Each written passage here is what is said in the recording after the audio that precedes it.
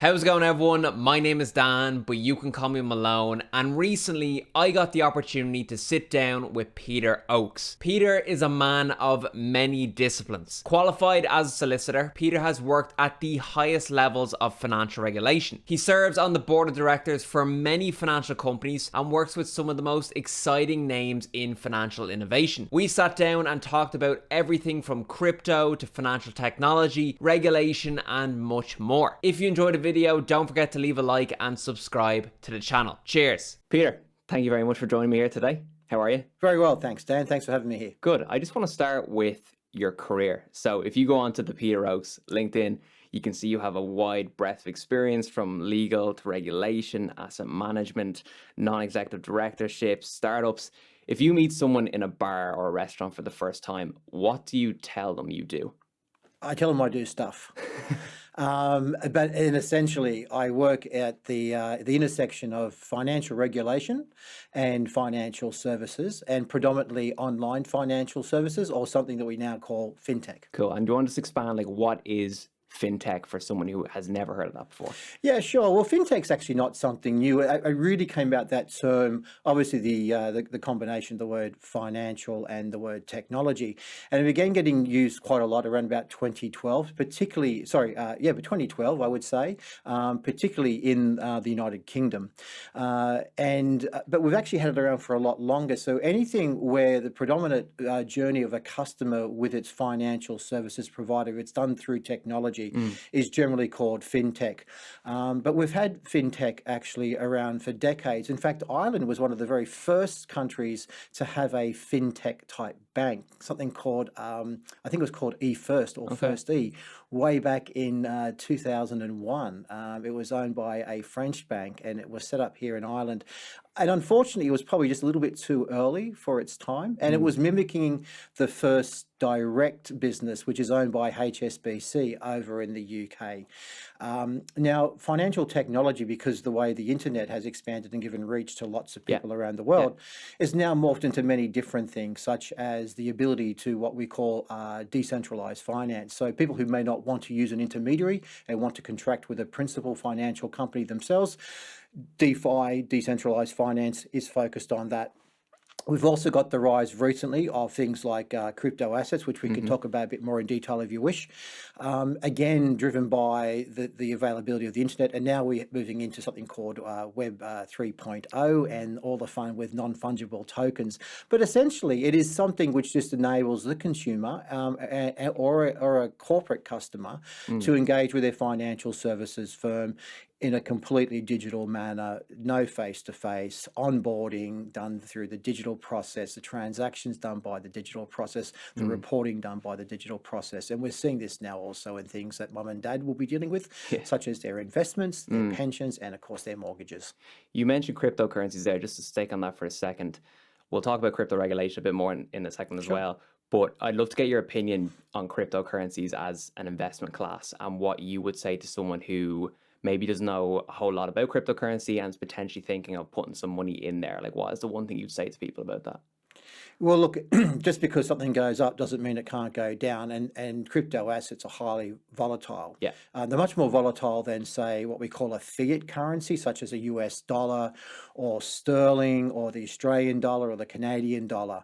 Now, crypto assets, when they really came about, such things like Bitcoin came about really to discuss what we were doing with distributed ledger technology and blockchain. And if you go off and read Satoshi's original paper back in whenever it was, 2009, I think it was maybe, there's only 9 pages in it. And the whole idea of Bitcoin and the blockchain that Satoshi was talking about, if it is an individual and not a collection of people, is really about making payments faster and simpler and cheaper. It was never really about an investment in a crypto asset. That's actually been pushed by others. So when you look at things like Ethereum, Bitcoin, Litecoin, they weren't really set up to be an investment class. They were set up to be a utilization of a distributed ledger technology system. So these days, folk jump into these things and they look at it and say, well, actually, the underlying feature is actually very valuable. It's an asset. There's a limited supply, so I'm led to believe, so I want to get into it. Now, really, in a situation like that, you don't have a financial safety net in the form of a financial regulator or financial ombudsman scheme that's Of going to look course. after you if you've been missold the product. So you have to be really, really careful. In fact, you need to go into it thinking, can I live if I lose the money I'm investing in this Mm. asset class, which you might not think of, and you don't need to think of if you're buying property or shares. Of course, they will go down in price as well as they'll go up, but there's generally a market for those. Now, I'm very conscious as I sit here saying that, of course, we're here in Dublin, right? And in Dublin, property prices collapsed by 60% during the financial Yeah. crisis. And that happened in a matter of maybe 18 months to 2 years. So, look, all asset classes up and down. Just do your research. Don't Mm. take your advice off people on the internet unless you know who they are, unless they've got credible Mm. qualifications. And just again, invest what you're prepared to lose, but hopefully you won't. Like a small portion of the portfolio is probably the best option just for a volatile asset class like that. Well, you're right. I mean, if you think about it, around about 10 years ago, maybe it was even longer, 15 to 20 years ago, pension funds and Yeah. investment funds wanted to invest, their clients' money into hedge funds. Mm. And regulators are saying, oh, that's very dangerous, hedge funds, very sophisticated. And what the pension funds were saying was, look, we're not going to put mum and dad 100% into a hedge fund or a collateralized debt obligation. Yeah. We want to give them some exposure, right? So around about 5% came out to be the rule of thumb that the regulators allowed the pension schemes to invest in hedge funds. That's now gone up actually as people, get to understand hedge funds. The risk is being removed by quantitative type models around Mm. these hedge funds. So we're probably not there at the same level of maturity with crypto, but also don't forget that a number of crypto assets can be available to consumers and to corporates now through exchange traded funds, which have Mm. exposure to crypto. So maybe that's a better way if you're thinking about dipping your toe into the water. Mm. Yeah, you're right. Only a very small portion of your overall investment portfolio, but maybe put it through an instrument which is regulated, even though the underlying asset is not regulated. Just on crypto regulation, it's a bit of a buzzword at the moment. I think a lot of people, there's a lot of uncertainties. People are kind of worried about it.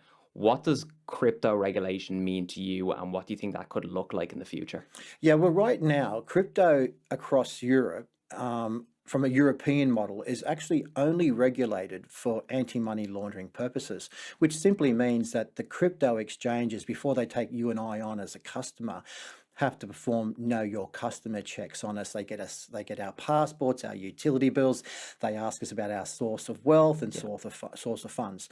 But it's only there to do the AML checks. There's no conduct of Mm. business rules around it in Europe. Now, some member states are looking at their local rules. However, most won't move on that until the European Union issues what's called next year the Markets in Crypto Asset Regulation, Okay. which is really going to be treating the crypto asset as an investment type class and provide conduct of risk rules around the selling of those products and all the compliance obligations that those providers will have. So there'll be a lot more protection for mum and dad in the coming years out of this. But crypto regulation, it's much deeper and wider than what we necessarily think it is. So, for example, there was a lady arrested here recently in Dublin for selling or putting a person into crypto assets, and she was arrested under what's called the Investment Intermediaries Act 1995 for conducting an illegal investment business. Yet in Ireland, crypto asset isn't considered to be an investment class. Interesting. So you're getting these different laws being utilised to fix problems as and when they arise. So to me, what we have is actually a patchwork of regulations. What we really do need is some form of European plus global standards in that area. So to me, a good crypto regulation is going to be one where the provider of the crypto asset or the service to a consumer, if it's in an investment model, is registered or regulated, authorized by somebody, if they have proper safeguarding requirements around the money and, custody and all the rest. And that if the product has been missold to a consumer, the consumer has the right to lodge a complaint and potentially get compensation for any negligent advice that they've received, which right now they don't have. It really is roll the dice and make your move. They have no recourse at this kind of point in time. It's really interesting as well because I trained in PwC for 4 years. I worked in asset and wealth management division. television. And I remember when crypto was kind of on the rise, there's just lots of uncertainty, even how cryptocurrencies are recorded in the financial statements. So it's really interesting to see how this development, like, is it an intangible asset, is it an investment, is it currency, what is it? So it's really interesting to see how the regulation of cryptocurrency doesn't just affect like how it's sold, it affects everything from its presentation as well. Absolutely. But if you want to think about it much wider, and this is a discussion many regulators don't want to have anywhere around the globe, it's probably something like money transmission, isn't it? Like if I send you Bitcoin, I'm going to be using blockchain as the rails to get the funds to you, right? That sounds a lot like what money transfer firms do. That they just happen to use the banking rail network. This is the distributed ledger technology rail network. So strikes me as odd that opportunities for regulators to actually already be regulating this as some form of payment service directive regulation type activity is already there. But then there's the confusion over the investment piece as well, right? So we don't get people sort of gambling on the US dollar for the purposes of making a transaction of sending money from A to B, but we do with Bitcoin, Ether, Litecoin, and of course now with all the new tokens that are coming out. I mean, what is a token actually? It's like the securitization of an asset class, and securities have always been regulated, but we've got the problem that we don't know whether the crypto asset is an investment or not. So, surely the question is not, or the answer is not clear as to whether the derivative of the crypto asset should be regulated. Yet in America, the SEC will look at those things and say, well, look, actually, if it's a derivative of anything, whether it's sugar, oil, oranges, it's a regulated product if it's going to be made available in the marketplace. I just want to go back to your work on FinTech as well, specifically in Ireland. So I know you obviously run FinTech Ireland. Maybe just talk to us a bit about what you do at FinTech Ireland and the kind of companies you work with. Yeah, sure. So FinTech Ireland was actually set up back in 2014 as a cry for help because there was no one really discussing the Indigenous Irish FinTech ecosystem. And I had left the Central Bank of Ireland. I was the Director of Enforcement there, really ugly title, but I was one of 6 people that joined the CBI back in 2010 after the crisis. We were brought in to turn the institution around, but my portfolio was enforcement, but I also had AML supervision, but I was involved a lot in the investigation of the banks, the insurance companies, and my colleagues who had their own responsibilities. I would work with them on those industries issues. While I was at the central bank, I could sort of see, as many others could as well, that online financial services was going to explode. And that was just because the internet was doing very, very well for itself and people wanted to do those transactions online, as we've now seen with the pandemic. So when I left the central bank, and I was still talking to my colleagues there, and even to the minister at the time here, Alan Murphy was very good to us in dialogue around a FinTech strategy. It just seemed that we needed to galvanise the voice of FinTech in Ireland. And so we said, look, we'll put up FinTech Ireland, we'll see who's out there, and what we'll do is the easiest thing. We'll just begin to map the community. Because if we map the community, you build it, they will come. More and more will tell you about who they are so they can get onto the maps. And so the maps now have over 386 FinTechs on them. Now, the vast majority are Indigenous FinTechs. I think there's about 110 plus that are international FinTechs that have chosen Ireland now in the last while. So that just put me at the centre, as it did with others, of the FinTech discussion in Ireland. And it meant that small startups would come and talk and say, hey, look, there's myself and my 2 friends, and we've got this pot of money, and we're going to be leaving company A. We're going to set up this new disruptive technology firm. But we actually don't understand the rules and the regulations. We've read through them, but we're trying to see how do we pigeonhole ourselves into that. We've had a discussion with the regulator. They're telling us we have to take our own advice on this. We've spoken to law firms. This is like back in 2014, 15. Law firms aren't necessarily sure how this falls, and they won't give us a hard legal opinion. So myself and the other guys involved in it, we just sat down with them and just sort of said, look, regulatory wise, this is your map. Business-wise, this is what you need to think of. Dave Anderson, who was involved with us in the very early days, was excellent at these sort of things. He would actually sit down and even look at the coding behind the FinTech product and give a steer to the individual. So it then morphed into this sort of mentoring type role. And then as FinTechs began to set up in Ireland, particularly the larger ones, they fell under regulation, Yeah. and therefore I was asked to be a non-exec director of a few of those companies. So I also got my hat looking at those sort of issues, which was really good. But we really use FinTech Ireland to make noise about why Ireland is a great place to do FinTech. And the reason we do that is because there's so much competition across Europe to become, the FinTech European hub. Now, we won't see one European number one. Well, we will see a European number one FinTech hub for sure. Don't get me wrong with that.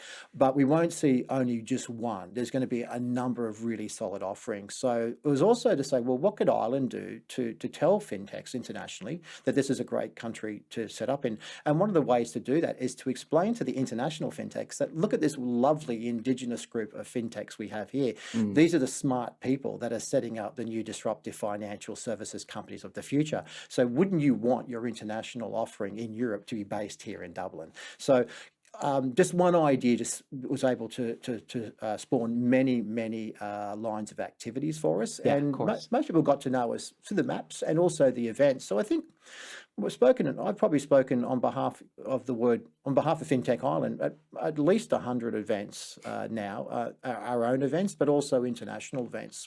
So anything which can keep putting the sort of why Ireland is why we have FinTech Ireland. But I also dabble in FinTech centres in other countries. I work with a law firm in the UK, and we have a fintechuk.com team set up. And that's because we actually think following Brexit that, despite that happening, there is a fantastic FinTech bridge between Ireland and the UK. And whenever we ask through our survey, Irish FinTech, after Ireland, what is your next jurisdiction to expand in? It is normally the UK is the number one. If it's not the UK, it's the USA. But 6 months later, it goes back to the UK. And for obvious reasons, we've both got common law legal systems, English language first speaking nations. We have a very similar mindset when it comes to business. And collectively, we have over 68 to 69, just under 70 million combined population there. And if you're an international FinTech, just in terms of global financial services, Brexit's been a bit of a pain, obviously, because it's outside of the EU now. And companies used to set up their office in London and then passport across Europe. They can't do that any longer. But what they don't want to do is not have a presence in the United Kingdom. So the benefit for Ireland is that we get the European HQ for that business. And that firm still has an operation in London. And that bridge just means that we reinforce the relationship between the UK and Ireland, whilst Ireland still cements its position as a financial services thought leader across Europe, which we do because we have our Minister for Finance, Pascal Donoghue, who leads a team of EU finance ministers. And although the European Commission isn't about favouring one country over another, far from it, it is interesting to see that an Irish person, Mairead McGuinness, is the European Commissioner for Financial Stability, Financial Services, which includes FinTech. You might talk to us a bit as well, explaining the relationship between the Central Bank of Ireland, or just central banks in general, and FinTech companies. I know there was a lot of talk in the papers recently about central banks being kind of hyper-conservative and not really fostering innovation. What's your perspective on that? What's the central bank doing well, and what could potentially change in the future to harbour more innovative technologies in Ireland? Yeah, okay. So before I just jump into the CBI, the Central Bank of Ireland, there are three things that we have to remember, probably four things now about central banks. They are asked by their respective governments to ensure there's financial stability, there's market integrity, there's consumer protection, and there's a reduction in financial crime. So they basically have four goals they have to achieve. And in achieving those goals, it doesn't matter what line of business you're in. They won't authorise you if you're a threat to financial stability, because nobody wants another financial crisis. They're not going to authorise you if you're a threat to market integrity, because nobody wants a crooked stock market, right? And front running and insider dealing and all those things. No one's like a regulator is going to authorise you or a central bank if you're going to be a threat to mum and dad on the street, right? Because that's against consumer protection. And nobody's going to authorise you if you're going to use your business for illegal activities, i.e. financial crime. And that's where all regulators sit at the moment. Now, some have said, look, we have those mandates, but with these new online financial services companies, we actually have to move. So, Muhammad to the mountain or the mountain to Muhammad, but, both need to move. And what you've seen is the development of innovative regulatory sandboxes in some countries where they'll engage with young fintech companies and even international fintechs setting up in their jurisdiction to firstly explain the rules and regulations, secondly, look at the uniqueness of the business model, and then determine, is there anything unexpected in the legislation or indeed the way they interpret the law that would not enable, that would prevent that firm from enabling a good quality financial regulated activity, i.e. a good fintech activity. So yes, every jurisdiction that I've been involved in, from Lithuania to Saudi Arabia to Ireland to the UK to France to the Netherlands to Luxembourg, at all different stages over the last decade, each regulator's been at a different point of their relationships with financial services firms. The issue in Ireland is that our central bank, doesn't have a regulatory sandbox, say, for example, like the United Kingdom's FCA does, or what ASIC and the PRA in Australia are moving towards, or probably arguably already have. So some people say, well, that means you're not interested in it. And that's not really the answer. I mean, the central bank is interested, so they have an innovation hub, but it's more like a going into the doctor's surgery and say, look, here's my ailment. And the doctor will say, okay, well, listening to you, I think you need to think about the following things, right? Now, the central bank won't give you a prescription, but you know what I'm talking about. But the problem that we have is the perception, I think, about Ireland. Last year, we had no net increase in regulated fintechs in Ireland. So we still only have 17 electronic money firms, and we still only have 20 payment institution firms in Ireland. Yet we all thought those numbers would go up because of Brexit. These UK companies need a home. So I think tougher questions are now being asked of the central bank, saying, okay, look, we know you got really busy. We know you only have the innovation hub, but really the numbers now, they're not building up. So we don't know what the story actually is. And the regulator's going to say, well, look, our job is not to promote Irish financial services. Our job is to stick to one of those 4 mandates. There's nothing about promotion. But I think that misses a wider point, which is you can promote your local jurisdiction as a regulator by talking about what a high quality regulator you are and what a high quality industry you have. Because naturally other firms will want to come into it. So those discussions can be difficult for ministers and regulators and for the industry. But there was a very interesting comments made by the governor of the Central Bank of Ireland just last week at something called the European Financial Forum, where he signalled yet again that innovation is part of the CBI's playbook at the moment. And in fact, he wants to examine how the Innovation Hub is working at the central bank to see whether the practices of that hub and the central bank have kept up to the ever-changing nature of financial services. So at least compared to some regulators, it's very positive. We might not think they're as far along the curve as others, but the thing about the regulator, at least we know in Ireland, is that they're not against it. However, I am sympathetic to some people who say, well, I have a different view there, Peter, because my experience is completely different and for whatever reason. But as long as we keep that dialogue open, and the Ireland for Finance strategy under Minister Sean Fleming is actually up for debate now.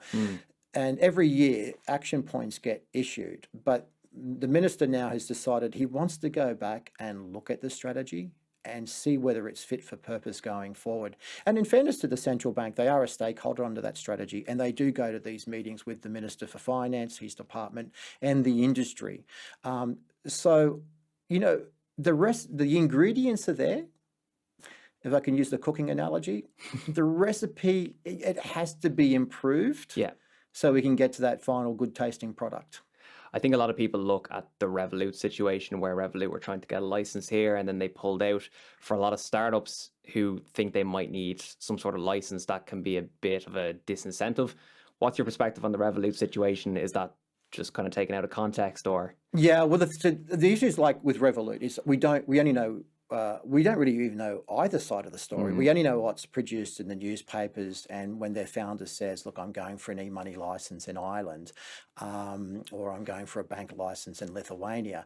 I think Revolut just had a very interesting strategy across Europe. I mean, it actually didn't need to be in Ireland. it got one of the very first specialized bank licenses in Lithuania. I got the second one for a company that I was working with, and that license could have easily been used in Ireland. But Revolut, for whatever reason, decided they wanted some presence in Ireland. But unfortunately, they didn't get their electronic money license. They actually pulled their share trading application here in Ireland, so the papers tell us. Which also means that they're probably not going to go for this bank license that their founders said they were going to go for in Ireland. So now Lithuania has got that piece of work. Now, it's disappointing that somewhere like Ireland, we couldn't get that firm into our jurisdiction. But we don't know what issues the central bank considered. Were there risks that the central bank, under one of those 4 mandates that I mentioned at the start, was just not comfortable that they can control? Yeah. Now, the newspapers do say that Revolut was offered a license, but that was obviously there with conditions. And for whatever reason, commercial, regulatory, some other strategic reason, they chose that jurisdiction. I think what's the negative thing out of that story is actually not about the Revolut. I mean, let's face it, they're big enough and ugly enough to look after themselves. Okay, wherever they go, good luck to them. Okay, they're great, well done. I think if there's a read across to young startups, you say, oh my God, if a Revolut can't get through the Central Bank of Ireland regulatory application process, what chance do I have? And I'd say to those firms is do not think like that. Look at your own business model. Go and get your own advice on it. Talk to people, because the regulator looks at every case individually, and don't think just because the Titanic didn't berth in Ireland, although it did depart from Cork, didn't it? It doesn't mean that your startup is going to go the same way. In fact, there's some fantastic startup businesses going through the central bank right now.